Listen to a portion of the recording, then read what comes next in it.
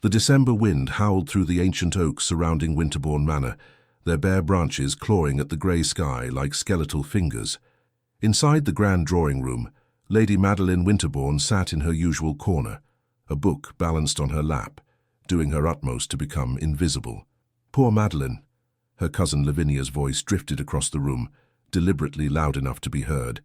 26 years old, and still without prospects. Mama says it's quite tragic, really. Madeline's fingers tightened on the leather binding of her book, but she kept her eyes fixed on the page. She had learned long ago that responding only encouraged them. Perhaps she prefers the company of her novels to that of gentlemen, another cousin, Beatrice, added with a tinkling laugh that set Madeline's teeth on edge. Though one cannot help but wonder if the choice was ever truly hers to make. Lady Amelia Winterbourne, Madeline's mother, looked up from her embroidery with a frown. Girls, that is quite enough. But her reprimand lacked conviction, and the damage, as always, was done. Madeline rose from her chair with as much dignity as she could muster. "If you'll excuse me, I believe I shall take some air before dinner." She swept from the room before anyone could respond, her worn morning dress whispering against the Persian carpets. The moment she stepped into the corridor, she allowed herself a single, shuddering breath. How many more years of this could she endure? How many more family gatherings where she was the object of pity and poorly concealed mockery? "Careful, madam," a deep voice rumbled. "You nearly collided with me." Madeline looked up sharply and found herself staring into the darkest eyes she had ever seen. Black as midnight, set in a face of such striking masculine beauty that for a moment she forgot to breathe. The gentleman was tall, easily over 6 feet, with broad shoulders encased in an impeccably tailored black coat. His hair was dark as coal, swept back from a high forehead, and his features were sharp and aristocratic. Forgive me," she stammered, stepping back. "I did not see you there." Evidently. His gaze swept over her with an assessment that was neither unkind nor particularly warm. "You are Lady Madeline, I presume?" "I am. And you are?" "Adrian Redwyke." He offered a slight bow. "Duke of Stormholt. I arrived not 20 minutes ago. Your father was kind enough to extend an invitation for the Christmas season." The Duke of Stormholt. Madeline had heard the name whispered in drawing rooms across London.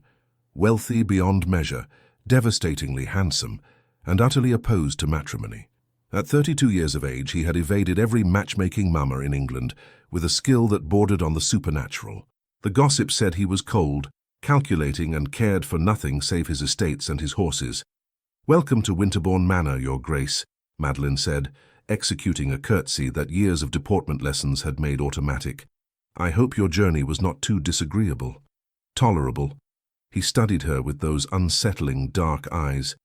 "You were fleeing something just now." It was not a question. Madeline felt heat rise to her cheeks. "I was seeking some air." "In the middle of winter? How invigorating." The corner of his mouth quirked, not quite a smile, but something approaching it. "Or perhaps you were escaping the tender mercies of your cousins." I confess I overheard a portion of their conversation as I passed the drawing-room, quite enlightening. Mortification washed over Madeleine in a cold wave. "Your Grace, "Do not apologize," he interrupted. "It was their cruelty, not yours, though I confess myself curious why you tolerate it." "What choice do I have?" The words escaped before she could stop them. "I am an unmarried woman of 26, Your Grace. Society has pronounced its verdict upon me. I am to be tolerated, pitied, and conveniently forgotten. Fighting against it would only provide further entertainment." Something flickered in those dark eyes. Recognition, perhaps, or understanding. "How pragmatic of you. It is called survival, Your Grace." "Indeed." He was silent for a moment, still studying her with that penetrating gaze. "Tell me, Lady Madeline, do you ride?" The abrupt change of subject caught her off guard. Yes, though it has been some time since I have had the opportunity." "Tomorrow morning, then, 7 o'clock, meet me at the stables." He turned to leave, then paused. "And, Lady Madeline, bring your courage. I suspect you may need it." Before she could respond, he was gone, his long strides carrying him down the corridor toward the guest wing. Madeline stood frozen in place, her heart beating an erratic rhythm against her ribs. What on earth had just happened? The dinner that evening was a torturous affair. The dining room at Winterbourne Manor could seat 40 guests comfortably, but tonight there were only 15, family members and a few close acquaintances who had arrived early for the Christmas festivities. Madeleine found herself seated in her usual position, far down the table from her parents, wedged between her unmarried cousin Harriet and elderly Mr. Blackwood, who was quite deaf and preferred his own company. The Duke of Stormholt, naturally, had been placed in the seat of honour beside Madeleine's mother. From her distant vantage point, Madeleine could see him engaging in polite conversation, his expression carefully neutral. He wore evening attire with the same effortless elegance he had displayed earlier, his black coat and white cravat emphasizing the stark masculine beauty of his features. "The Duke is even more handsome than the rumours suggest," Lavinia said loudly, directing her comment to the table at large. "Though I must say it is quite peculiar that he chooses to remain unwed at his age. One would think a man in his position would have secured an heir by now. Perhaps he finds the ladies of the ton lacking," Beatrice suggested with a coy smile. "Though I cannot imagine what standards he must hold, that none have met them." Madeleine focused intently on her venison, willing herself to disappear into the wallpaper, but her cousin Harriet, who possessed more spite than sense, leaned close and whispered, "Do not develop any foolish notions about the Duke, Madeleine. A man of his consequence would never consider someone like you. He needs an heiress, not a charity case." The words struck like physical blows, but Madeleine kept her expression serene. She had become an expert at hiding pain. "Miss Harriet," the Duke's voice cut through the chatter like a knife through butter. The entire table fell silent. "I could not help but overhear your comment. I wonder if you might enlighten me. What precisely constitutes a charity case in your estimation?" Harriet's face drained of colour. "Your Grace, I merely meant, because in my experience," Adrian continued, his tone conversational but his eyes cold as winter frost, "those who concern themselves with categorizing others are often desperately trying to secure their own precarious positions. Would you agree?" The silence was absolute. Harriet looked as though she might faint. Several other guests shifted uncomfortably in their seats. Earl Joseph Winterbourne, Madeleine's father, cleared his throat. "Your Grace, I apologize if—" "No apology necessary," Adrian said smoothly. "I was merely engaging Miss Harriet in philosophical discussion, though perhaps the topic is too complex for the dinner table." He turned to Lady Amelia with a charming smile. "Lady Winterbourne, you were telling me about the Christmas ball. I understand it is quite the event." The conversation resumed, but Madeleine could feel eyes upon her, curious, speculative, confused. Why would a duke defend her? What interest could he possibly have in her affairs? She risked a glance toward the head of the table and found Adrian looking directly at her. He raised his wineglass in the smallest of salutes, and despite herself, Madeleine felt her lips curve into a smile. Perhaps survival was not her only option after all. The next morning dawned cold and crisp, the kind of December day where every breath turned to mist and frost painted intricate patterns on the windows. Madeleine woke before dawn, her conversation with the Duke playing on endless repeat in her mind. She should not go to the stables.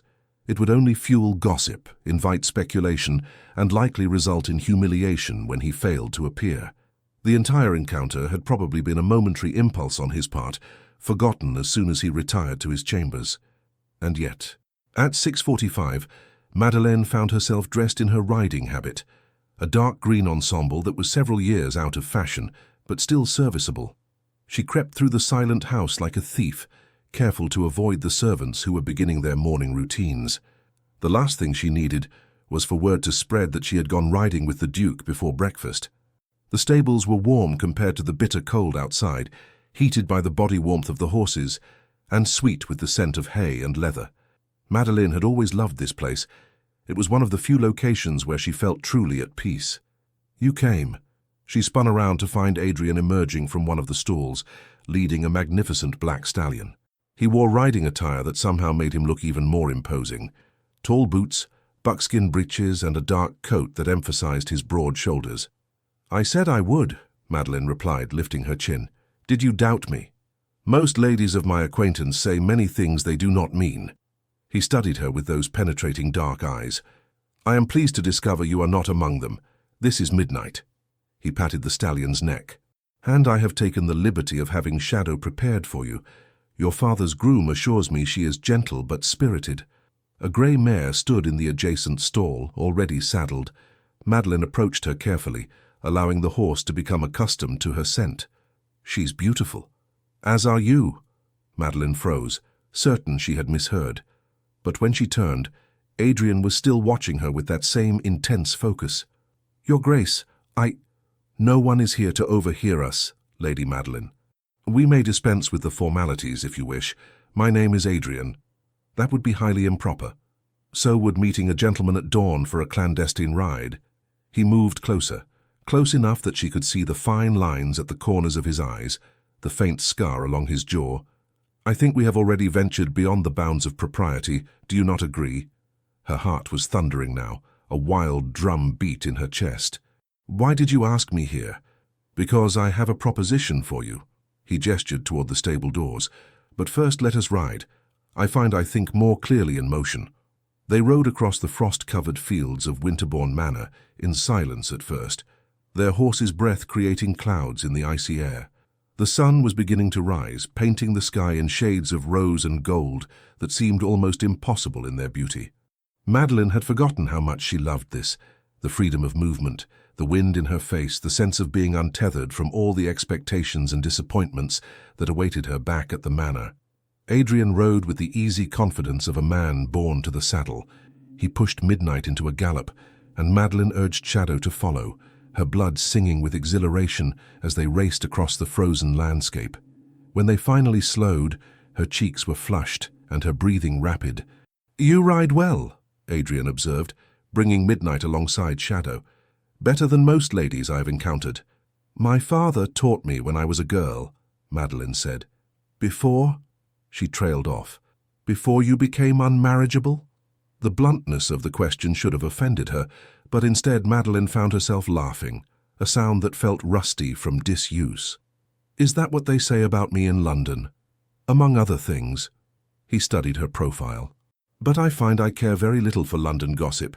It is usually wrong." They had reached the edge of a small wood, bare trees stretching toward the winter sky. Adrian dismounted and offered his hand to help her down. His grip was warm and strong, and Madeline was acutely aware of how close they stood when her feet touched the ground. "You mentioned a proposition," she said, stepping back to put a respectable distance between them. "I did." Adrian led both horses to a fallen log and looped their reins around it. Then he turned to face her fully, his expression serious. "I find myself in a predicament, Lady Madeline. As you may be aware, I am 32 years old and unwed. This has begun to cause complications." "Complications?" "Rumors," he clarified. "Questions about my preferences, my character, my ability to perform my duties as a duke. The gossips have become vicious in their speculation. My mother writes to me weekly, begging me to secure a wife. My peers look at me with suspicion, and the fortune hunters have become unbearable in their pursuit." Madeline frowned. "I fail to see how this concerns me. I attended your family's dinner last night and observed how they treat you, with pity, with condescension, as though you are somehow less worthy of respect because you have not secured a husband." His dark eyes held hers. "We are both victims of societal expectations, you and I. Both judged and found wanting because we do not conform to what is expected of us. That may be true, but I propose an arrangement," Adrian interrupted. "A temporary one. Your father mentioned that Winterbourne Manor will be hosting a grand Christmas ball in 2 weeks' time, apparently one of the social events of the season. Half of London society will be in attendance." Madeline's stomach tightened with dread. The Christmas ball was an annual torture, an evening where she stood against the wall while her cousins danced and flirted and secured admirers. "Yes, the ball. What of it?" "I propose that you pretend to be my fiancée for the evening." The world seemed to tilt on its axis. Madeline stared at him, certain she had misunderstood. "I beg your pardon?" "Think about it," Adrian said, his voice low and persuasive. "One evening where we present ourselves to society as an engaged couple. I gain respectability and silence the gossips. You gain the satisfaction of watching every person who has ever pitied or mocked you realize they were wrong about you. Your cousins, your family, everyone who has ever dismissed you as unmarriageable. They will all see you on the arm of one of England's most eligible dukes." It was madness, absolute madness. "And yet, after the ball?" Madeline asked, her voice barely above a whisper. "We quietly end the engagement. Mutual agreement, no scandal. You return to your life, I return to mine. But we will have accomplished our goals. You will have proven yourself worthy of attention, and I will have shown society that I am not the confirmed bachelor they believe me to be." Madeleine turned away, her mind racing. It was manipulation, pure and simple, a deception that could backfire spectacularly if anyone discovered the truth. And yet, the thought of seeing Lavinia's face, Harriet's shock, the stunned silence when she entered the ballroom on Adrian's arm. "There would be conditions," she said slowly. "Of course. Name them. First, we must be convincing. If anyone suspects this is false, the scandal would destroy us both." "Agreed. We shall spend time together, learn about one another, practice the behaviors expected of an engaged couple." "Second," Madeleine continued, turning to face him, "after the ball, the separation must be handled delicately. I will not be painted as the jilted party. We shall craft a story of mutual respect and understanding. No one will question it." Madeleine took a deep breath. "And third, there can be no genuine sentiment involved. This is a business arrangement, nothing more. We pretend for the benefit of society, but we must not allow ourselves to be deceived by our own fiction." Something flickered across Adrian's face, too quick for her to identify. "You propose a rule, then, no real feelings." "Precisely. Do you agree?" He extended his hand. "I agree to your terms, Lady Madeleine. We shall be the most convincing false engagement in the history of English society. And when it ends, we part as friendly conspirators, nothing more." Madeleine looked at his outstretched hand, strong, elegant, offering her something she had never dared hope for, a chance to matter, even if only for one evening. Slowly, she placed her hand in his. "We have an accord, Your Grace." "Adrian," he corrected, his fingers closing around hers. "If we are to be engaged, you must call me Adrian." "Very well, Adrian." His name felt strange on her lips, intimate in a way that made her pulse quicken. "And you must call me Madeleine." "Madeleine." The way he said it, low and soft, sent a shiver down her spine that had nothing to do with the December cold. A beautiful name for a beautiful woman. "You need not practice flattery when we are alone," she said, pulling her hand away. "Save it for the ball."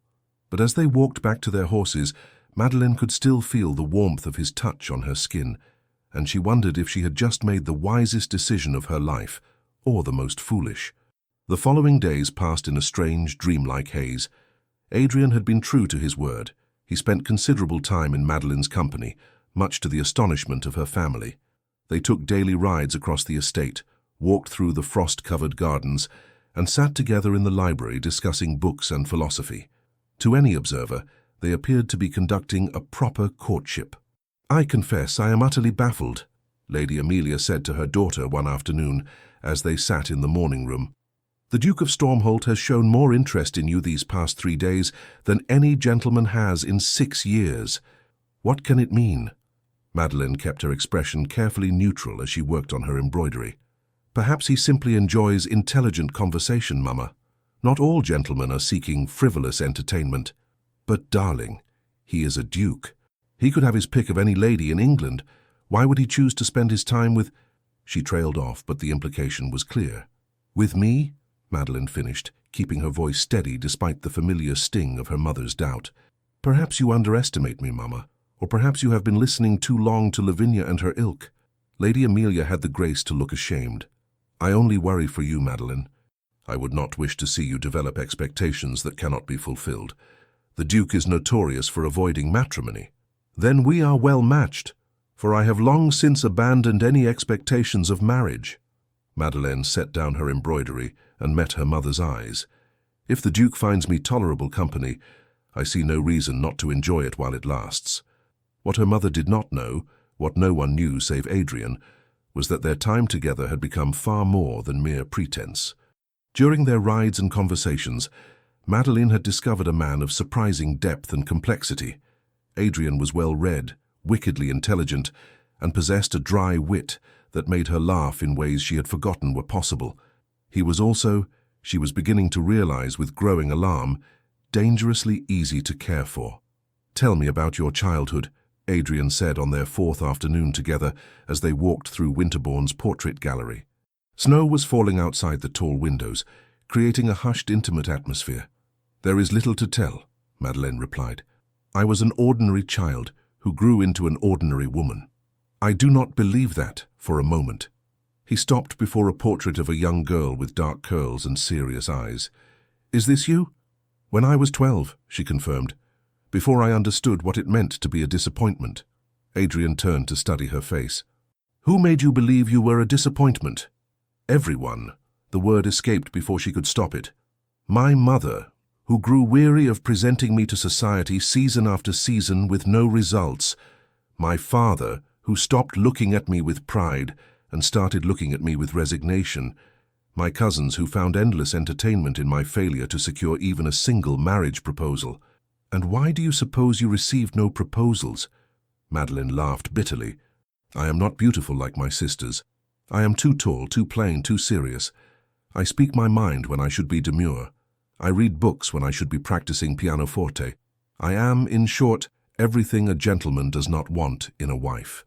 "How very fortunate for those gentlemen," Adrian said quietly, "that I am not interested in what they want." Madeleine's breath caught. They stood very close now, close enough that she could see the flecks of silver in his dark eyes, could smell the sandalwood scent of his cologne. "Adrian, we should not what? Speak honestly." He reached up and tucked a loose strand of hair behind her ear, his fingers grazing her cheek. "One of the advantages of our arrangement, Madeleine, is that we need not dissemble with one another. I find you fascinating. Your height is elegant, your features are striking, and your intelligence is intoxicating. If the gentlemen of London were too blind to see that, then they deserve their silly, vapid wives. You are merely being kind. I am never merely kind." His hand lingered near her face, and Madeleine found herself leaning into the touch before she could stop herself. "I am being honest. Something I suspect you have not experienced enough of in your life." For a long moment, they stood frozen in the portrait gallery, the falling snow creating a curtain of white beyond the windows. Madeleine's heart hammered against her ribs, and she was acutely aware of how easy it would be to close the small distance between them, to discover if his lips were as warm as his touch. "We should return to the house," she whispered, stepping back. "It is nearly time for tea." "Of course." Adrian's expression was unreadable as he offered his arm. "We must maintain propriety, after all." But as they walked back through the corridors of Winterbourne Manor, Madeleine could not shake the feeling that their carefully constructed arrangement was beginning to crack at the foundations. The cracks became more evident with each passing day. On the fifth day, Adrian insisted on teaching Madeleine to waltz in the empty ballroom. "We must appear natural together," he reasoned. "If we stumble through the first dance at the ball, no one will believe our engagement is genuine."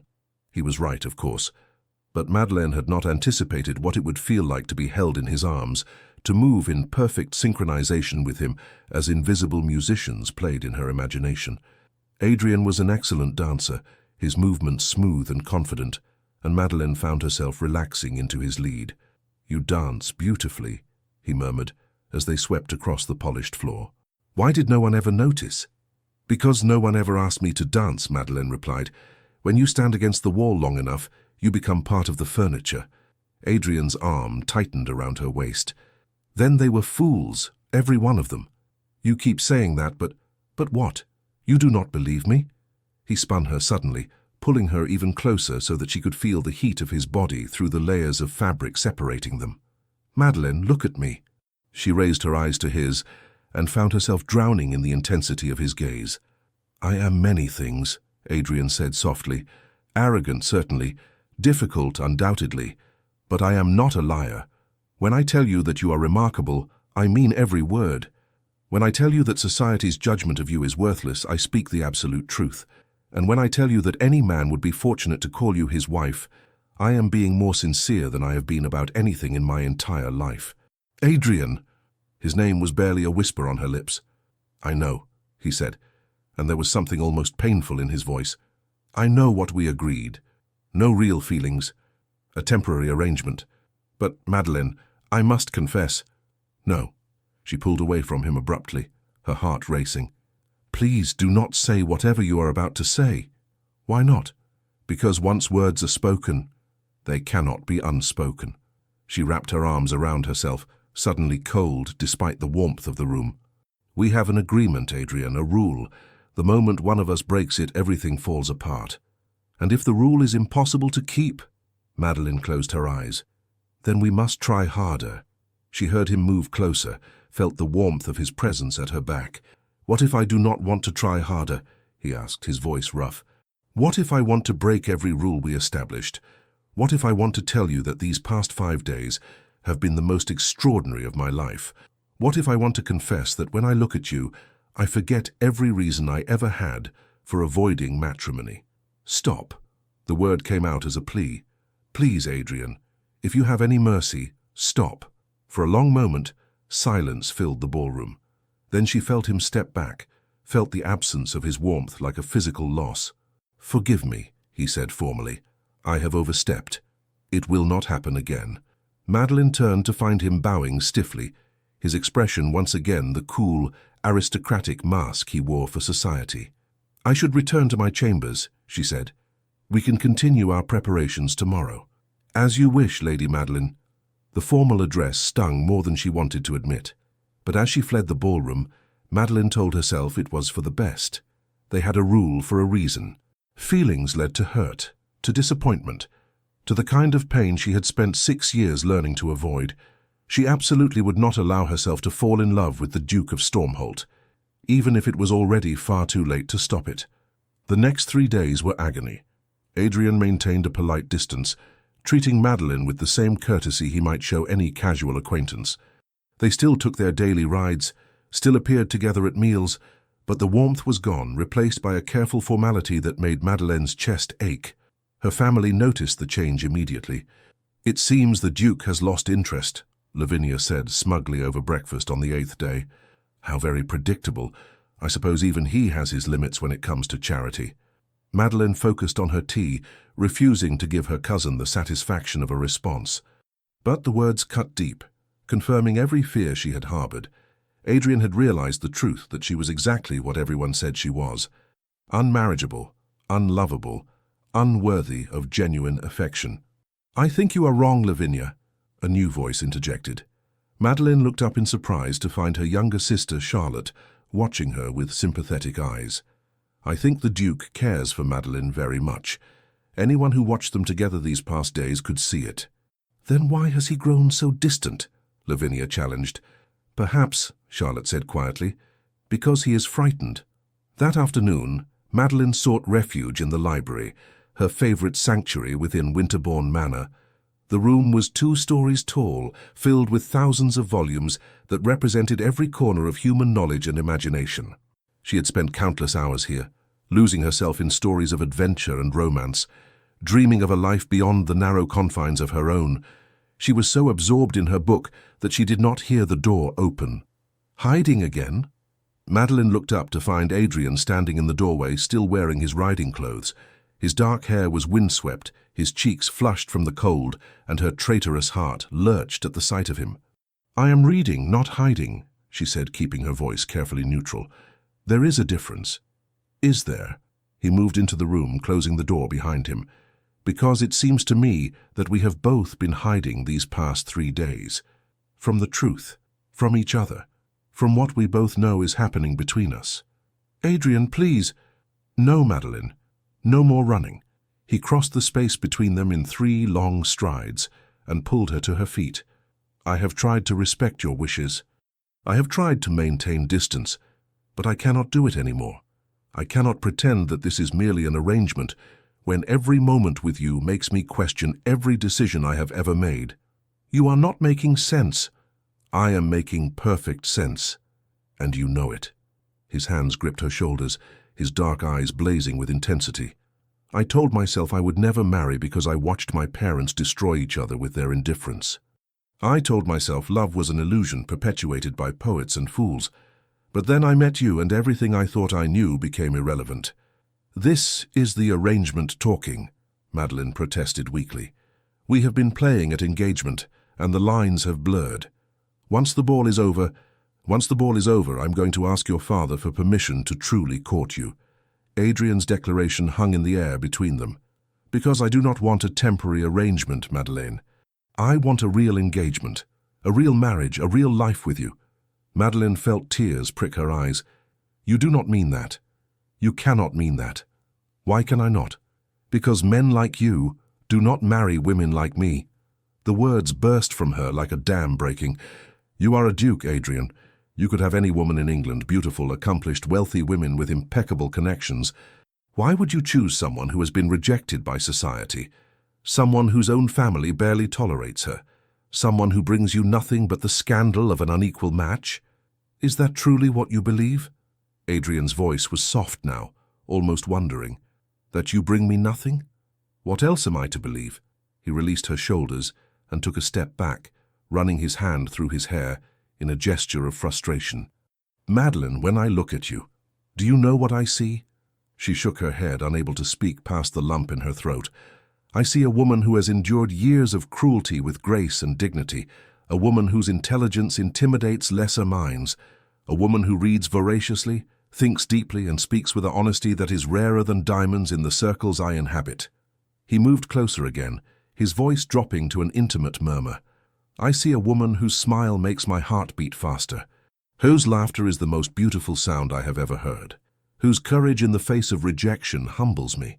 Adrian, I see the woman I want to wake up beside every morning for the rest of my life, he finished. The woman I want to share my thoughts with, my fears with, my triumphs with. The woman I want to build a life with, away from the judgment of society, in a place where we can simply be ourselves. A tear slipped down Madeleine's cheek. I am frightened. So am I. He cupped her face in his hands, his thumbs gently wiping away her tears. I'm terrified, Madeleine, because this is real, and real things can hurt us.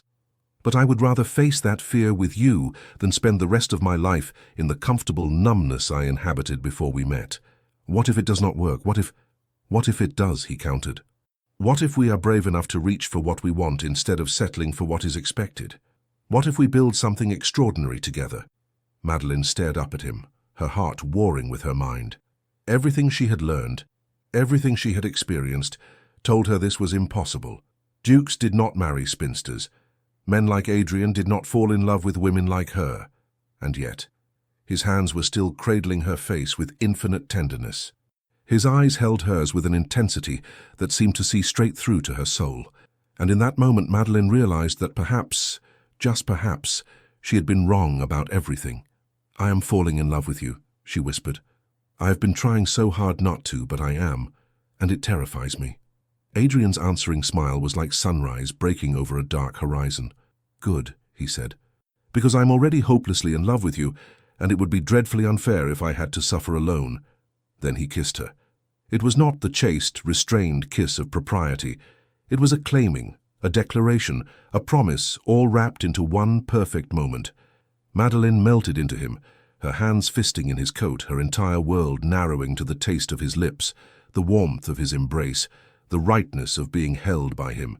When they finally broke apart, both breathing hard, Adrian rested his forehead against hers. We are going to cause a scandal, he murmured. Undoubtedly, Madeleine agreed, unable to stop smiling. But I find I no longer care what society thinks. That is because you are finally free, my darling. He pressed another kiss to her forehead. Free to be yourself, free to be loved as you deserve, free to be mine. And you are mine, Madeleine said, the words feeling like a vow. No more running. No more hiding, no more pretending. No more pretending, Adrian agreed. But we still have a Christmas ball to attend, and I believe we owe your family quite the performance. Madeleine laughed, a sound of pure joy. I suppose we do. Though I confess after everything that has happened, I am no longer certain how to distinguish between performance and reality. Then we shall simply be ourselves, Adrian said, taking her hand and pressing a kiss to her palm. Two people who have been foolish enough to break their own rule and fall desperately in love. I suspect that will be shocking enough for everyone. As they stood together in the library, the winter afternoon fading into evening beyond the windows, Madeleine realized that her life had transformed completely in the space of 8 days. She had gone from resigned spinster to beloved fiancée, and not merely for show, but in truth. The Duke of Stormholt loved her, and against all odds, all expectations, all the cruelties society had inflicted upon her, Madeline Winterbourne had finally found exactly what she had been searching for in all those romantic novels: true love. The morning of the Christmas ball dawned clear and cold, the winter sun casting long shadows across the snow-covered grounds of Winterbourne Manor. The entire household was in organized chaos, servants rushing about with final preparations, guests arriving throughout the day, the ballroom being transformed into a glittering winter wonderland. Madeline stood at her bedroom window, watching carriages arrive one after another, disgorging London's elite in a steady stream. In a few hours, she would descend the grand staircase on Adrian's arm and face all the people who had dismissed and mocked her. But everything had changed. "Madeline!" Her sister Charlotte slipped into the room, her expression concerned. "You have been standing at that window for nearly an hour. Are you well?" "I am overwhelmed," Madeline admitted. "Everything is happening so quickly. Just 2 weeks ago, I was invisible. Now I am to be engaged to a duke." Charlotte moved to stand beside her. "Officially engaged?" Madeline turned to her sister in surprise. "You know, I suspected from the beginning that something was not quite what it appeared," Charlotte said gently.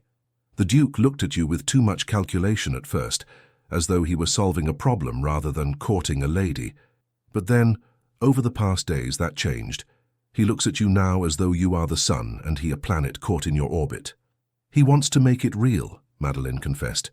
"The engagement. He says he will speak to Father after the ball tonight." "And what do you want?" It was such a simple question, and yet Madeline found herself struggling to answer. What did she want? For so many years, she had trained herself not to want anything, not to hope, not to dream. The habit of resignation was difficult to break. "I want to believe it is possible," she finally said. "I want to believe that someone like Adrian could genuinely love someone like me. But Charlotte, I am so frightened. What if this is all a beautiful dream that shatters the moment we face reality? What if his family objects? What if society refuses to accept me as a duchess?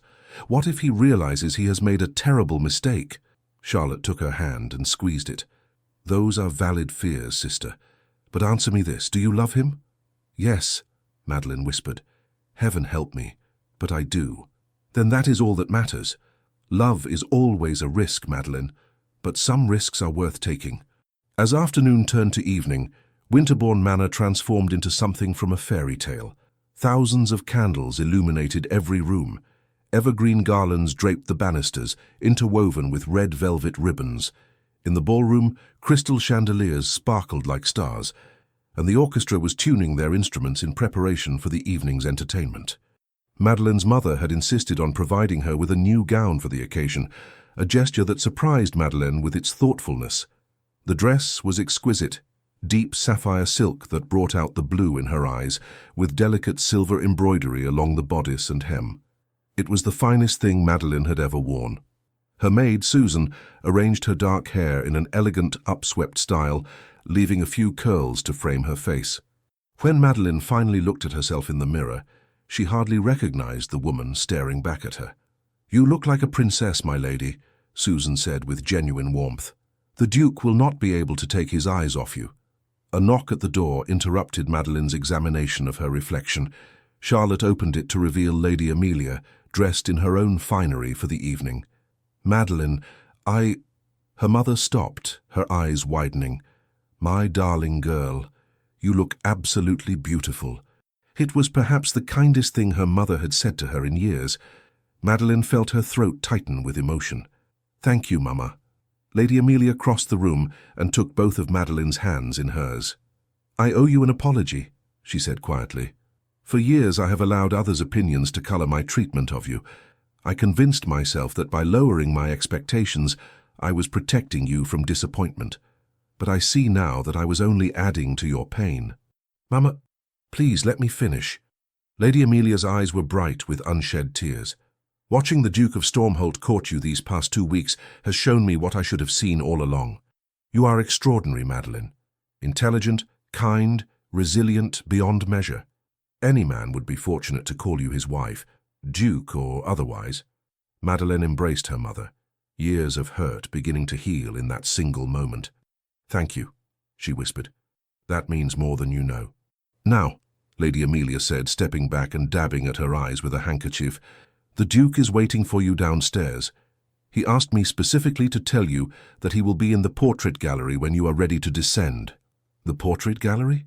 Why there?" Her mother smiled mysteriously. "I believe he wishes for a private moment before you face the masses. Go to him, darling. Do not keep him waiting." The portrait gallery was dimly lit, only a few candles illuminating the paintings of Madeline's ancestors. She found Adrian standing before her childhood portrait, the one they had looked at together over a week ago. He turned at her approach, and the expression on his face made her breath catch. He was resplendent in formal evening attire, black coat and breeches, snowy white cravat, a dark blue waistcoat that matched her gown almost perfectly. But it was the way he looked at her that made her feel truly beautiful for the first time in her life. "Madeline," he breathed, "you are absolutely magnificent." "You clean up rather well yourself," she said, attempting lightness despite the hammering of her heart. Adrian closed the distance between them and took her hands. "Before we go down to the ball, I need to tell you something. Several things, actually." "That sounds ominous." "Not ominous, just honest." He took a deep breath. "When I first proposed our arrangement, I told you it was because I wanted to silence gossip and maintain my reputation. That was partially true, but it was not the whole truth." Madeline frowned. "What do you mean?" "I mean that I had already decided you were remarkable before I ever spoke to you." Adrian's thumb traced circles on the back of her hand. "I spent those days observing, watching how your family treated you, how you carried yourself despite their cruelty, how you found joy in small things like books and solitary walks. You were watching me. I was fascinated by you," he corrected. "Here was a woman who should have been broken by years of rejection, and yet you maintained your dignity, your intelligence, your essential goodness. When I overheard your cousins mocking you that day in the corridor, I knew I had to do something. The fake engagement was partially self-serving, yes, but it was also my way of giving you what you deserved, a chance to show society they were wrong about you." Madeline processed this revelation slowly. "So, even in the beginning, you cared?" "Even in the beginning I cared." Adrian smiled ruefully. "I was simply too much of a coward to admit it, even to myself. I told myself I was being pragmatic, logical. But the truth is I was already half in love with you before we ever made our agreement. I just did not recognize it until it was too late to stop it." "Adrian," Madeline touched his face gently, "you should have told me." "I know, but I was frightened you would refuse if you knew my true motivations. I was frightened that you would see through my carefully constructed logic to the desperate truth beneath, that I was a lonely man who had finally met someone who made him want to risk everything." "I would not have refused," Madeline said softly. "Even if I did not understand it then, I think some part of me knew we were meant to find each other." Adrian pulled a small velvet box from his pocket. "This belonged to my grandmother. She was, by all accounts, a remarkable woman, strong-willed, intelligent, and utterly unimpressed by social conventions. My grandfather fell in love with her despite his family's objections that she was not grand enough for a duke. They were married for 47 years and were, by all reports, deeply happy." He opened the box to reveal a stunning ring, a sapphire surrounded by diamonds, set in gold. It matched her gown perfectly. "I had planned to give this to you after I spoke with your father," Adrian continued, "but I find I cannot wait. Madeline Winterbourne, will you do me the extraordinary honor of becoming my wife? Not as pretense, not as arrangement, but in truth. Will you marry me, knowing that I am difficult and proud and occasionally impossible? Will you take a chance on a man who was foolish enough to think he could pretend to love you when the reality was inevitable from the first moment?" Madeline felt tears streaming down her face. "Yes," she whispered. "Yes, Adrian, I will marry you." He slipped the ring onto her finger, a perfect fit as though it had been made for her. Then he kissed her with a tenderness that made her heart ache, a kiss that tasted of promise and hope and future. When they broke apart, Adrian rested his forehead against hers. "Are you ready to face the wolves? With you beside me, I could face anything." "Good," he offered his arm, "because I intend to make quite the announcement this evening. I hope you do not mind having your private moment made very public." Madeline laughed, giddy with happiness. "I thought we were supposed to be subtle, a quiet, fake engagement that we would end discreetly." "Plans change," Adrian said with a wicked smile. And I find I'm no longer interested in subtlety. I want all of London to know that you are mine and I am yours. Let them gossip. Let them speculate. Let them realize they were complete fools forever overlooking you." As they walked toward the ballroom, Madeleine's hand resting on Adrian's arm, she felt a sense of rightness settle over her. This was what she had been waiting for all these years. Not just love, but partnership. Not just acceptance, but celebration. Not just survival, but joy. The Duke of Stormholt had asked her to pretend to be his fiancée at the Christmas ball, but there would be no pretending tonight. The ballroom was already crowded when they arrived at the top of the grand staircase. Madeleine could see hundreds of faces turned upward, could hear the sudden hush as they caught sight of her and Adrian together. "Ladies and gentlemen," the butler's voice rang out, "His Grace, the Duke of Stormholt, and Lady Madeleine Winterbourne." They descended the staircase together, Adrian's hand covering hers on his arm. Madeleine kept her chin high, her gaze steady, even as she felt hundreds of eyes boring into her. She could see Lavinia's shocked face, Harriet's dropped jaw, her cousin's expressions of complete disbelief. At the bottom of the stairs, Earl Joseph and Lady Amelia waited with proud smiles. But it was the crowd's reaction that struck Madeleine most forcefully. The whispered speculations, the envious glances, the sudden realization dawning on face after face that they had been wrong about her. Adrian led her to the center of the ballroom. The orchestra ceased their playing. The entire assembly fell silent, waiting. "Your Grace," Earl Joseph said formally, "we are honored by your presence at our Christmas celebration." "The honor is mine, my lord," Adrian replied, his voice carrying throughout the vast space. "Though I confess I have an ulterior motive for my attendance this evening." The crowd leaned forward collectively, hungry for gossip. Adrian turned to face Madeleine, taking both her hands in his. "2 weeks ago I arrived at Winterbourne Manor a convinced bachelor, certain that matrimony held nothing for me but obligation and tedium. But then I met your daughter, my lord, and every certainty I possessed crumbled to dust." Gasps rippled through the assembly. Madeleine's heart was thundering so loudly she was certain everyone could hear it. "Lady Madeleine Winterbourne is the most extraordinary woman I have ever encountered," Adrian continued, his dark eyes never leaving hers even as he addressed the room. "She is intelligent beyond measure, brave beyond comprehension, and kind beyond reason. She has endured years of society's judgment with grace I can only aspire to, and somehow, miraculously, she has agreed to become my wife." The ballroom erupted in shocked murmurs. Madeleine saw her mother press a handkerchief to her eyes, saw her father beam with pride, saw her cousin's expressions transform from shock to something that might have been grudging respect. "Lord Winterbourne," Adrian said formally, "I have not yet had the opportunity to formally request your permission for your daughter's hand. I remedy that oversight now before all of London society. May I have the honor of marrying Lady Madeleine?" Earl Joseph stepped forward, his voice thick with emotion. "Your Grace, you have my blessing and my gratitude. I can think of no man more worthy of my daughter." The ballroom exploded in applause. Adrian raised Madeleine's hand to his lips, the sapphire ring catching the candlelight and sending sparkles of blue fire dancing across the walls. "Dance with me," he murmured, loud enough for only her to hear. "Let us show them exactly how real this is." The orchestra began playing a waltz, the same waltz they had practiced in the empty ballroom days earlier. But this time there was no hesitation, no careful distance, no pretense of formality. Adrian pulled Madeleine into his arms and swept her across the floor with a possessiveness that left no doubt about his feelings. "They are all staring," Madeleine whispered. "Let them stare." Adrian spun her, bringing her even closer. "Let them see what true love looks like. Let them understand what fools they were to ever dismiss you." As they danced, other couples gradually joined them on the floor, but Madeleine was only aware of Adrian, his strong arms holding her, his dark eyes gazing into hers, his love wrapping around her like the warmest cloak. "I love you," she said, not caring who might overhear. "And I love you," Adrian replied.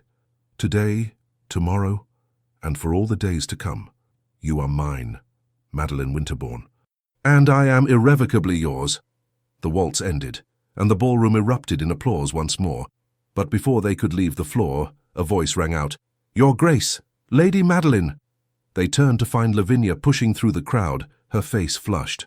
For a terrible moment, Madeleine braced herself for cruelty, for some cutting remark designed to ruin this perfect moment. But instead, Lavinia curtsied deeply. I wish to apologize," she said, her voice carrying in the sudden silence. "For years I have treated you abominably, Madeleine.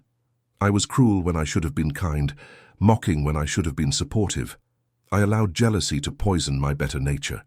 She raised her eyes, and Madeleine saw genuine remorse there. "You deserved better from me, from all of us. I hope you can forgive me." Madeleine stared at her cousin in astonishment. Around the ballroom, other family members were nodding, shamefaced. Harriet stepped forward next. "Lavinia speaks for all of us," Harriet said quietly. "We were wrong, Madeleine, terribly, unforgivably wrong. You were never the problem. We were." Adrian's hand tightened on Madeleine's waist, offering silent support. Madeleine took a deep breath, considering her response. She could be cruel now, could return every slight with cutting words of her own. They would deserve it. But as she looked around the ballroom, at her mother's proud face, her father's beaming smile, Charlotte's joyful tears, and Adrian's steady, loving presence at her side, Madeleine realized she had no room left in her heart for bitterness. "I forgive you," she said simply. "All of you. We cannot change the past, but perhaps we can build a better future." Lavinia's eyes filled with tears. "Thank you," she whispered. "You are far more gracious than I deserve." As her cousins melted back into the crowd, Adrian leaned close to Madeleine's ear. "You are remarkable," he murmured. "Have I mentioned that recently?"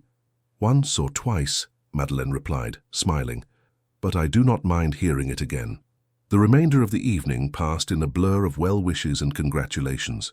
Madeleine danced with her father, with Adrian's friends who had arrived for the ball, with gentlemen who had never before acknowledged her existence. She was embraced by matrons who had previously snubbed her, complimented by ladies who had once mocked her behind their fans. It was everything she had dreamed of and nothing like what she had expected, because the validation, the acceptance, the sudden respect, none of it mattered as much as the simple truth that Adrian loved her. As midnight approached, Adrian stole her away from the ballroom, leading her through the corridors to a small balcony that overlooked the snow-covered gardens. "I needed a moment alone with you," he explained, pulling her into his arms. "Away from the crowds, the gossip, the expectations. Just us." Madeleine wrapped her arms around his waist and rested her head against his chest, listening to the steady beat of his heart. "This is real," she said wonderingly. "Everything that has happened, it is all real." "It is real," Adrian confirmed, pressing a kiss to the top of her head. "You are mine, I am yours, and we are about to embark on the greatest adventure of our lives." "Marriage to you will certainly be an adventure," Madeleine teased. "You are the most stubborn, arrogant man I have ever met. And you are the most infuriating, challenging woman in all of England." Adrian tilted her chin up so he could see her face. "We are going to have a magnificent life together, Madeleine. I promise you that." "I believe you," she whispered. As church bells somewhere in the distance chimed midnight, announcing the arrival of Christmas Day, Adrian kissed her beneath the starlit sky. It was a kiss that tasted of new beginnings, of promises kept and promises yet to be made, of two lonely souls who had finally found their home in each other. When they finally returned to the ballroom, hand in hand, Madeleine caught sight of her reflection in one of the tall mirrors lining the walls. The woman staring back at her was radiant, flushed with happiness, eyes bright with love, smiling with a joy that transformed her completely. She was no longer the invisible spinster, the family disappointment, the woman society had dismissed. She was the future Duchess of Stormholt, and more importantly, she was beloved. Christmas morning dawned bright and clear over Winterbourne Manor. Madeleine woke in her own bed for perhaps the last time as an unmarried woman, the sapphire engagement ring catching the winter sunlight streaming through her window. It had not been a dream. She pressed her hand to her heart, feeling it race with a mixture of excitement and disbelief. In the space of 2 weeks, her entire life had transformed. She was engaged to a duke. She was loved. She was finally, gloriously happy. A soft knock at her door was followed by Charlotte entering with a breakfast tray. "I thought you might wish to take your morning meal in private," her sister said with a knowing smile. "After last night's excitement, I imagine you need some peace." "You are an angel," Madeleine said gratefully, sitting up against her pillows. "Last night was extraordinary," Charlotte supplied, setting the tray across Madeleine's lap. Miraculous. The most romantic thing anyone has ever witnessed. She sat on the edge of the bed, her expression turning serious. Madeleine, I have never seen you so happy. The Duke truly loves you. He does, Madeleine confirmed, still marveling at the truth of it. Charlotte, I keep waiting to wake up and discover this was all an elaborate dream. It is not a dream, her sister assured her, though I confess it does have the quality of a fairy tale. The dismissed spinster captures the heart of the most eligible duke in England. It is the stuff of romantic novels. Madeleine laughed. You know how much I love those novels. Perhaps I have finally received my own happy ending. Oh, this is not an ending, Charlotte said with a mischievous glint in her eyes. This is only the beginning. Now you must plan a wedding, manage a ducal household, navigate society as a duchess, and presumably produce an heir or two. Your adventure is just starting. The thought was both thrilling and terrifying, but as Madeleine looked at the ring on her finger, she felt a surge of confidence. With Adrian beside her, she could face anything. Adrian arrived at Winterbourne Manor's breakfast room, looking slightly worse for wear.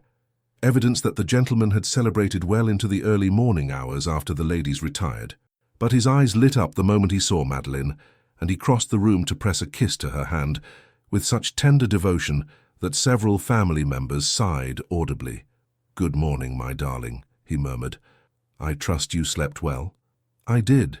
Once I finally convinced myself last night was not a fever dream," Madeleine replied. "And you? You look as though you did not sleep at all. Your father insisted on breaking out his finest brandy to celebrate our engagement," Adrian admitted, claiming the seat beside her. "I believe I consumed more spirits last night than I have in the past year combined. But it was worth it to see his joy. He is very proud of you, Madeleine." Earl Joseph, seated at the head of the table, raised his coffee cup in salute. "Indeed I am. Though I confess, Your Grace, you gave us all quite the surprise last night.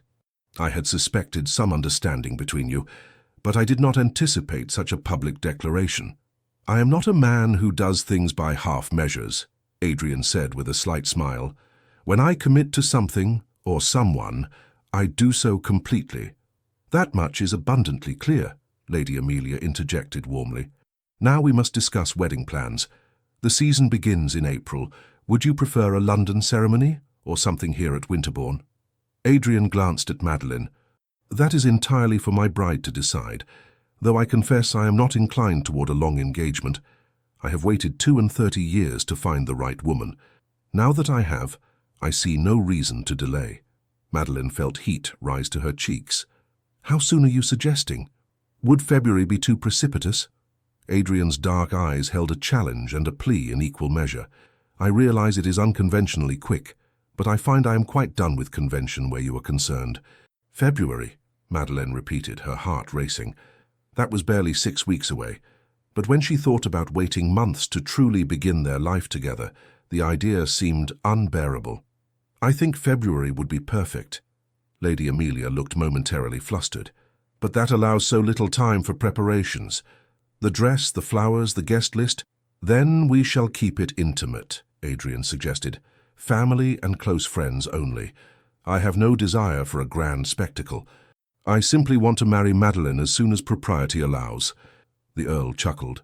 "I can hardly object to a man so eager to wed my daughter. Very well. A February wedding it shall be." The weeks that followed were a whirlwind of activity. Madeleine found herself swept up in preparations that felt surreal in their joy. Where once she had been ignored and dismissed, now she was the center of attention, but for all the right reasons. Adrian's mother, the Dowager Duchess of Stormholt, arrived at Winterbourne 3 days after Christmas. Madeleine had been terrified to meet her, certain that Adrian's aristocratic mother would object to his choice of bride. But the Dowager surprised her. "Finally," the elegant older woman said, embracing Madeleine warmly. "Finally, my stubborn son has found someone worthy of him. Lady Madeleine, you must call me Catherine. We are to be family after all." "You do not object to the match?" Madeleine asked hesitantly. Catherine laughed, a sound remarkably similar to Adrian's rare laughter. "Object? My dear girl, I am overjoyed. For years I have watched Adrian wall himself off from any possibility of love or connection. I had nearly given up hope that he would allow himself happiness. Then he wrote to me about you, and for the first time in decades, his letters contained genuine emotion. She took Madeline's hands in hers. You have given my son back to me. How could I possibly object? Over the following days, Madeleine came to adore Catherine. The Dowager Duchess was sharp-witted, kind-hearted, and possessed a refreshing disregard for pointless social conventions. She helped Madeleine navigate the complexities of becoming a duchess, sharing stories of her own experiences, and offering advice that was both practical and encouraging. The ton will be scandalized at first, Catherine said one afternoon as they reviewed guest lists. A duke marrying a woman who had been deemed unmarriageable? They will gossip and speculate and invent all manner of dramatic explanations. That troubles me, Madeleine admitted. Do not let it. Catherine's expression was fierce. Let them gossip. Within a year, they will have moved on to some other scandal. But you and Adrian will still be happy, still be in love, and still be building a life together. That is all that truly matters. Adrian had returned to his estate, Stormholt Castle, to attend to business matters, but he wrote to Madeleine daily. His letters were treasures that she read and reread until she had them memorized. My darling Madeleine, I have been away from you for 3 days, and already I feel the absence like a physical ache. How did I survive 32 years without knowing you? How did I tolerate the emptiness of my life before you illuminated it? Stormholt Castle awaits its new mistress with anticipation equal to my own. I have instructed the staff to prepare the Duchess's chambers according to your preferences. My mother assures me you favor blue, so I have had the rooms redecorated in shades of sapphire and silver. I hope this pleases you. I count the days until we are wed. Until then, know that you occupy my every thought and have completely captured my heart. Yours eternally.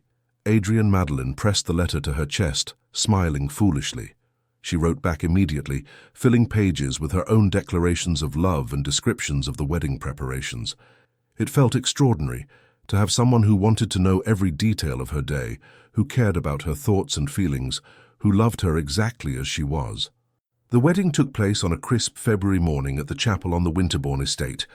Despite their intentions to keep the ceremony small, over 100 guests attended. Family, friends, and members of society who were desperate to witness the unlikely union of the Duke of Stormholt and Lady Madeleine Winterbourne. Madeleine's wedding gown was a confection of ivory silk and Bruges lace, with a train that required 2 attendants to manage. Charlotte and several cousins served as her bridesmaids, all of them dabbing at their eyes as they helped her prepare. You look like a princess, Charlotte whispered, as she adjusted Madeleine's veil. A radiant, beautiful princess who is about to marry her prince. Technically, I'm about to marry a duke, Madeleine corrected with a nervous laugh, which is rather better than a prince, if you ask me. Her father arrived to escort her to the chapel, and she saw tears in his eyes as he looked at her. My darling girl, he said hoarsely, I am so very proud of you, and so very sorry for all the years I allowed you to believe you were anything less than extraordinary. Papa, no, let me say this. He took her hands carefully, mindful of her gloves. I failed you, Madeleine. I allowed society's cruel judgments to influence how I saw you, how I treated you. But watching you with the Duke, seeing the woman you have become despite all obstacles, I realize that you are the strongest, bravest person I know. Adrian is a fortunate man. I am equally fortunate, Madeleine said, squeezing his hands. He sees me, Papa. Truly sees me. I did not realize how much I needed that until I had it. Then let us not keep him waiting any longer, her father said, offering his arm. Your Duke is probably pacing a hole in the chapel floor. He was not wrong. When Madeleine entered the chapel on her father's arm, she could see Adrian at the altar, his hands clasped behind his back in what she recognized as a gesture of barely contained emotion. But when he caught sight of her, his entire face transformed with such joy and love that Madeleine felt tears prick her eyes. The ceremony itself was a blur of traditional vows and prayers. Madeleine was aware of the guests watching, of her mother weeping openly, of Charlotte beaming with happiness. But mostly she was aware of Adrian, his strong hands holding hers, his dark eyes never leaving her face, his voice steady and sure as he promised to love and cherish her for the rest of their lives. I do, she whispered, when asked if she took this man as her husband. I do, Adrian replied when asked the same question, and the words held such conviction that several guests sighed audibly. When the vicar finally pronounced them man and wife, Adrian did not wait for permission to kiss his bride. He pulled Madeleine into his arms and kissed her with a thoroughness that bordered on scandalous, earning applause and a few shocked gasps from the assembled guests. "I love you," he murmured against her lips. "My wife, my Duchess, my Madeleine." "And I love you," she replied. "My husband, my Adrian, my everything." The wedding breakfast was a joyous affair held in Winterbourne Manor's grand ballroom, the same ballroom where, just 6 weeks earlier, Adrian had publicly declared his love. Now it was filled with guests celebrating their union, toasting their happiness, and marveling at the unlikely romance that had captured everyone's imagination. Lavinia approached Madeleine during the reception, her expression tentative. "Your Grace," she said formally, "I hope I might have a word." "Of course," Madeleine replied, noting that her cousin looked genuinely nervous. "And please, we are family. You may still call me Madeleine." Thank you." Lavinia twisted her hands together. "I wanted to say again how sorry I am for my past behavior. Watching you today, seeing how the Duke loves you, realizing the happiness you have found, it has made me examine my own conduct with shame. Lavinia, please, let me finish." Her cousin took a deep breath. "I was cruel because I was frightened of becoming what you were, unwed, dismissed, forgotten. I thought that by mocking you, I could distance myself from that fate. But I see now that I was wrong. You were never pitiable. You were patient, waiting for the right person to see your worth. I only hope I can learn from your example." Madeleine felt her heart soften completely. "We all make mistakes, Lavinia. What matters is that we learn from them and do better. I hope we can build a genuine friendship now without cruelty or competition." Lavinia's eyes filled with tears. "I would like that very much. Thank you for your kindness, Your Grace. You are a far better person than I deserve." As her cousin walked away, Adrian appeared at Madeleine's side, offering her a glass of champagne. "You handled that with remarkable grace," he observed. "Most women would have been less forgiving." "I am too happy to hold grudges," Madeleine admitted. "Besides, I understand what drove her behavior. Fear makes us do terrible things sometimes. I'm just grateful I no longer have to live in fear." "You will never have to fear again," Adrian promised, slipping his arm around her waist in a possessive gesture that sent pleasant shivers down her spine. "I will spend the rest of my life ensuring your happiness and security." "Such a heavy burden," Madeleine teased. "However will you manage? I suspect it will be the easiest task I have ever undertaken." He pressed a kiss to her temple. "Now, how much longer must we remain at this reception before we can escape to begin our wedding journey?" "Eager to leave already, Your Grace." "Desperately." His dark eyes held unmistakable heat. "I have been patient and proper for weeks now. I find my restraint is quite exhausted." Madeleine felt heat rise to her cheeks, but she smiled. "I believe we must stay at least another hour, but after that, you are mine," Adrian finished.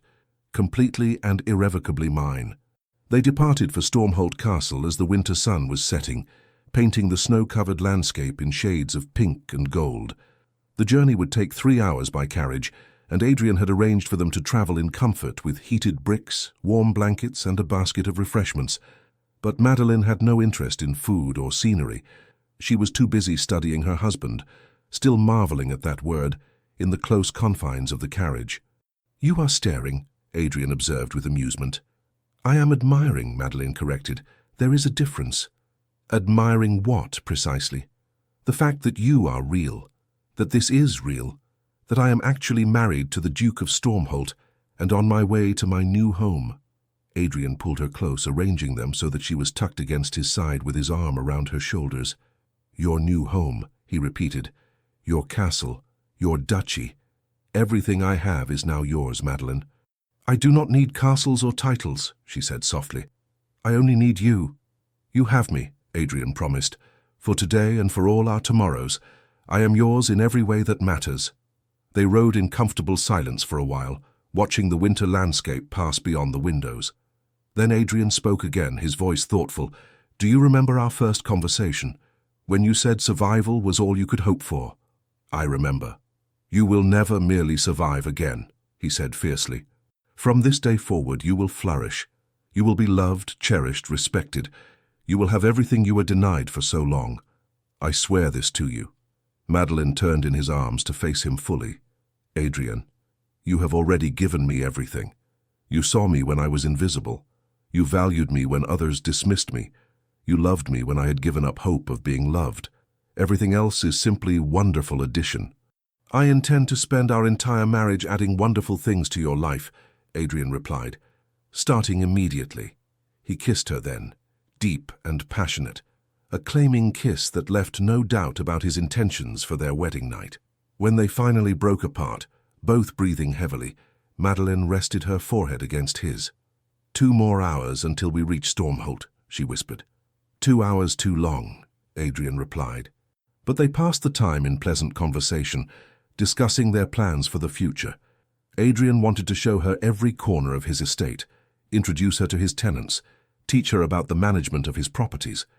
Madeleine wanted to establish charitable works in the surrounding villages, create a proper library at Stormholt, and perhaps, eventually, fill the castle's nursery with children. "How many children do you envision?" Adrian asked with interest.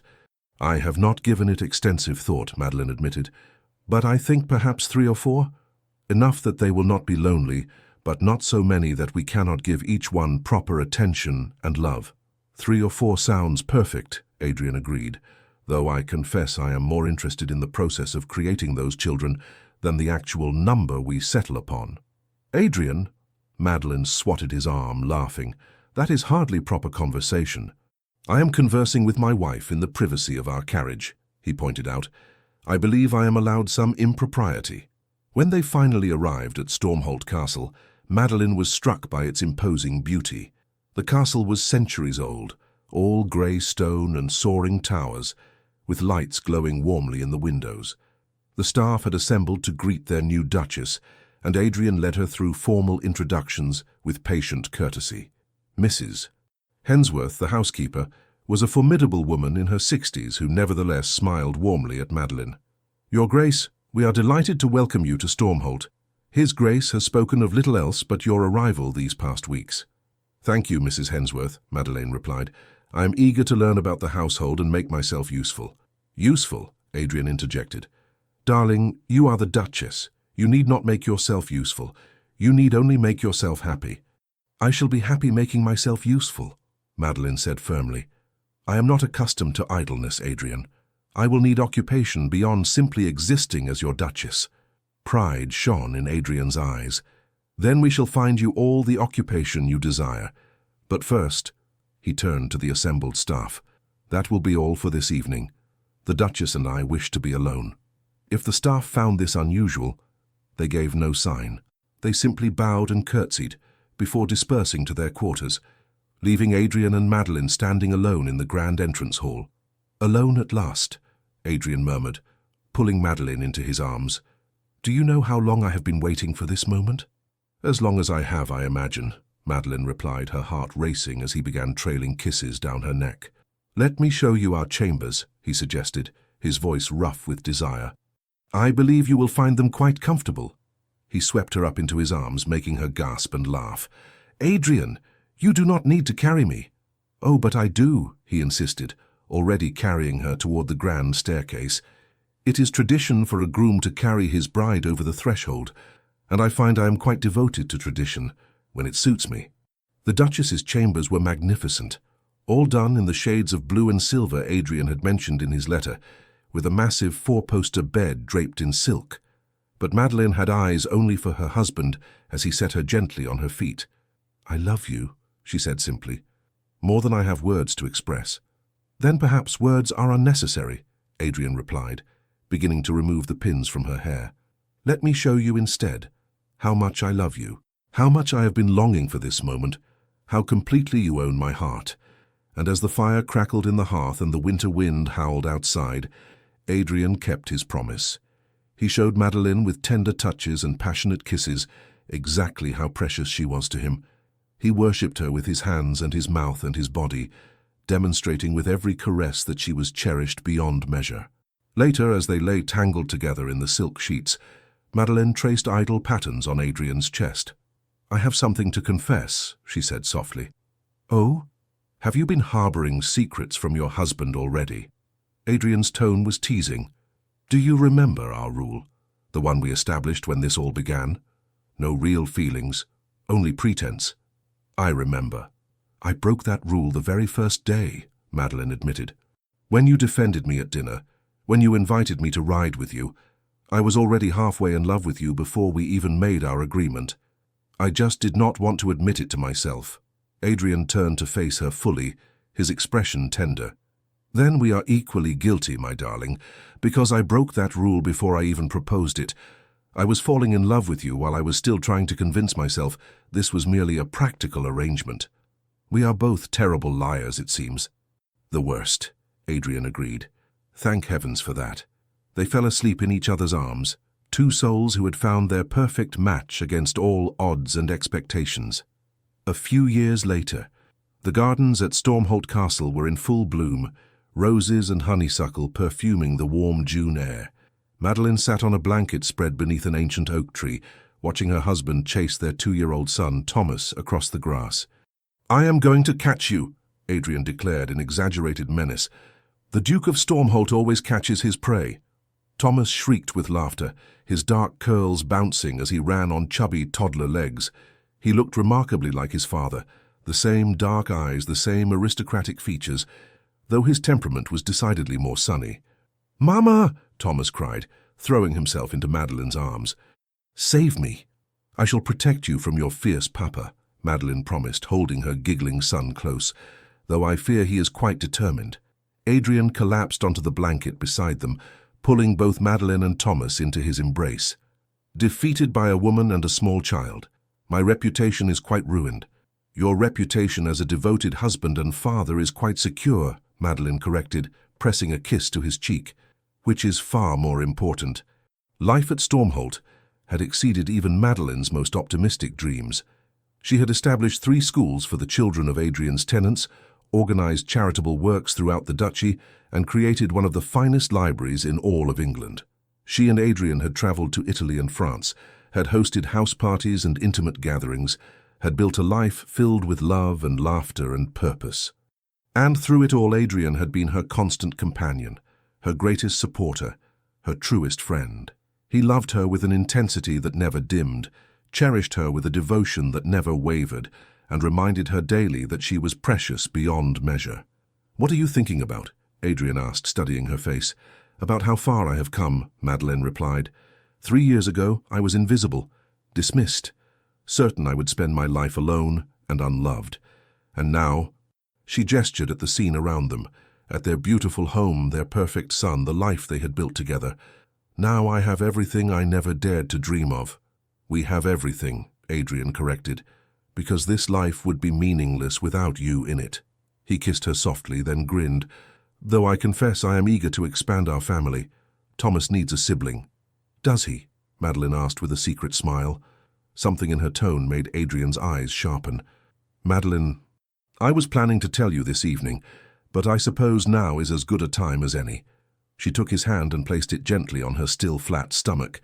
Thomas will have a sibling by Christmas. For a moment, Adrian simply stared at her. Then he let out a whoop of joy that startled the birds from the trees and made Thomas clap his hands with delight.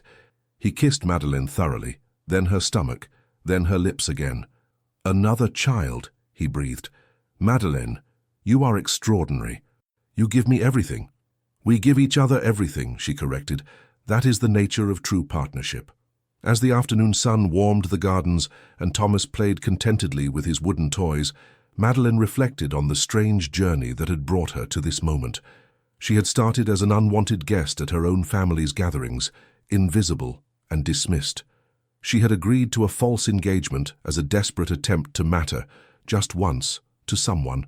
But that false engagement had transformed into the truest love she could have imagined, and the Duke who had asked her to pretend to be his fiancé at a Christmas ball had become her husband, her partner, the father of her children, and the keeper of her heart. Sometimes, Madeline thought, the best things in life come from taking chances, from being brave enough to reach for what seems impossible, from believing that you deserve love, even when the world tells you otherwise. And sometimes the greatest love stories begin with a simple question and one impossible rule. Pretend to be my fiancé, but do not fall in love. Some rules Madeleine had learned were made to be broken, and she had never been more grateful for her own rebellious heart. The end. Dear listener, tonight I want to tell you something nobody else will say. The world has taught you to apologize for taking up space, to shrink yourself, to believe that if love hasn't found you yet, or if dreams haven't materialized on society's timeline, then somehow the fault lies with you.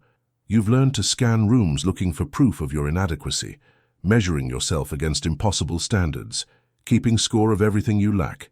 But here's what Madeleine discovered, and what I hope settles into your bones tonight like warm honey. The people who dismissed you were never your mirror. They were simply showing you their own limitations. Think about that. Every person who looked past you, who underestimated you, who failed to see your magic, they weren't revealing a truth about you. They were revealing the boundaries of their own vision. Some people can only see what glitters on the surface.